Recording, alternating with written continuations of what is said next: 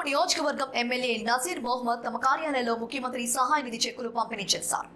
ఈ సందర్భంగా మీడియాతో మాట్లాడుతూ రాష్ట్రంలో విలువైనటువంటి వైద్య సదుపాయాలు కల్పించాలనే ధ్యేయంతో రాష్ట్ర బడ్జెట్లో పెద్ద ఎత్తున 19,000 కోట్ల రూపాయల బడ్జెట్ కేటాయించడమే కాకుండా ప్రభుత్వ ఆసుపత్రుల్లో అవసరమైనటువంటి ప్రత్యేక వసతులు కల్పిస్తూ ఈ రోజు 15 మంది లబ్ధిదారులకు 28 లక్షల రూపాయల విలువగల చెక్కులను ముఖ్యమంత్రి సహాయ నిధి ద్వారా ఇవ్వడం జరిగిందని, గత 6 నెలల నుండి దాదాపు 1,80,00,000 రూపాయల విలువగల చెక్కులను ముఖ్యమంత్రి సహాయ నిధి ద్వారా నియోజకవర్గ పరిధిలోని పేదలకు అందించామని వెల్లడించారు.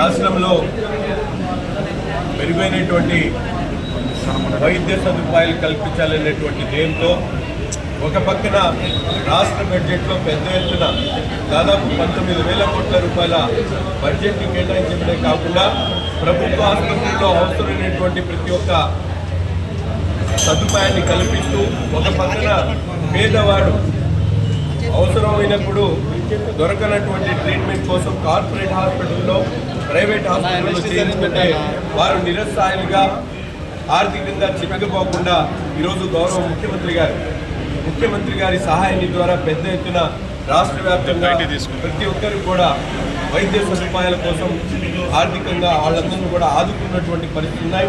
గుంటూరు తూర్పు నియోజకవర్గంలో గత 8 నెలల నుంచి దాదాపు 1,85,00,000 రూపాయలు ఇప్పటి వరకు ముఖ్యమంత్రి సహాయ నిధి ద్వారా పేదవారికి అవసరమైనటువంటి వైద్య సదుపాయాల కోసం అందించడం జరిగింది.